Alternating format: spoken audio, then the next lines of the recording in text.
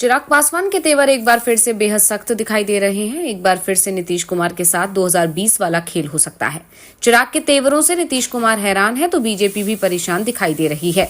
एक दिन पहले ही चिराग ने ऐलान किया था कि उनकी पार्टी झारखंड विधानसभा चुनाव लड़ेगी और झारखंड में या अकेले चुनाव लड़ने में हम सभी विकल्पों पर विचार कर रहे हैं, यानी जरूरी पड़ेगा तो एनडीए छोड़ देंगे। इस बीच चिराग का एक और बयान सामने आया है। पटना में आयोजित एक कार्यक्रम में चिराग ने कहा कि चाहे किसी भी गठबंधन में रहूं, किसी भी मंत्री पद पर रहूं, जिस दिन मुझे लगेगा कि संविधान और आरक्षण के साथ खिलवाड़ हो रहा है, उसी वक्त मंत्री पद को लात मार दूंगा।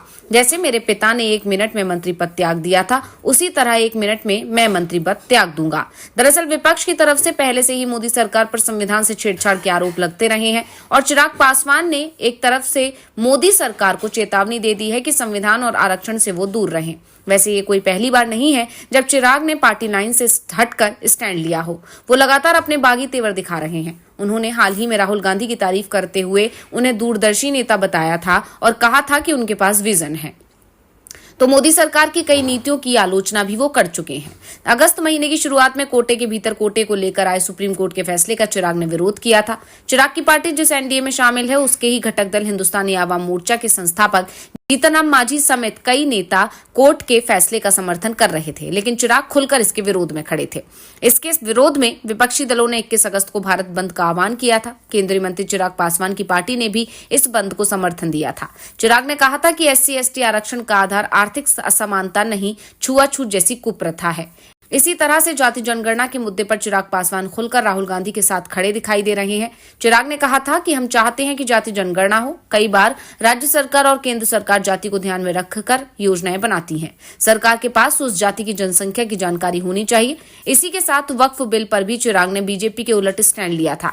एलजेपी की तरफ से ही वक्फ बिल को जेपीसी के पास भेजने की मांग की गई थी। इसके साथ ही यूपीएससी ने केंद्र सरकार में ज्वाइंट सेक्रेटरी और निदेशक लेवल के 45 रिक्त पद लेटरल एंट्री के जरिए भरने के लिए विज्ञापन जारी किया था। एलजेपी की तरफ से इसका खुलकर विरोध किया गया था।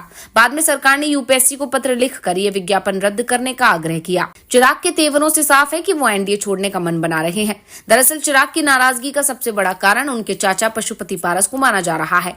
बीजेपी पशुपति पारस पर कुछ ज्यादा ही मेहरबान दिखाई दे रही है। इसी के चलते पारस ने यहां तक दावा कर दिया था कि लोकसभा चुनाव में जो हुआ वो विधानसभा चुनाव में नहीं होगा। विधानसभा चुनाव में हमारा भी हिस्सा होगा और चिराग की नाराजगी का ये बड़ा कारण माना जा रहा है। चिराग ने बीजेपी तक मैसेज पहुंचा दिया है कि अगर पशुपति पारस को बीजेपी सीट देना चाहती है तो वो अपने कोटे से दे। एलजेपी के कोटे से पशुपति को एक भी सीट नहीं दी जाएगी। इसके साथ ही चिराग की नाराजगी का एक कारण झारखंड विधानसभा चुनाव को भी माना जा रहा है। चिराग बीजेपी के साथ गठबंधन करने की कोशिश कर रहे हैं, लेकिन बीजेपी झारखंड में एलजेपी को एक भी सीट देने को तैयार नहीं है, जबकि चिराग दावा कर रहे हैं कि करीब 40 सीटों पर उनका प्रभाव है।